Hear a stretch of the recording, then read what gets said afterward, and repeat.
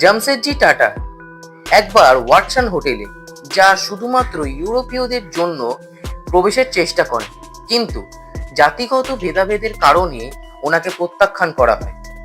এই অপমানে তিনি এক সিদ্ধান্ত নেন, এক এমন হোটেল করবেন যেখানে সম্মানের সঙ্গে ভারতীয়রা থাকতে পারবেন। এই সিদ্ধান্তই ভারতের তাজ হোটেলের প্রতিষ্ঠা। এটি একটি অনুপ্রেরণামূলক ইতিহাস, যা জাতীয়তাবাদ, সাহস ও বিলাসিতার মিশেলে গড়া। এটি প্রতিষ্ঠিত হয় 1903 খ্রিস্টাব্দে মুম্বাইয়ে, যা ভারতের প্রথম লাক্সারি হোটেল বলে পরিচিত হয়। এবার বলি নির্মাণের কথা। 1898 সালে মুম্বাইয়ের আরাবিয়ান সাগরের তীরে এটি নির্মিত হয়।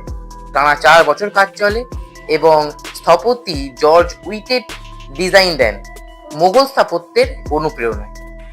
1903 সালের 16ই ডিসেম্বর উদ্বোধন হয় এবং প্রথম দিন মাত্র 17 জন অতিথি আসে।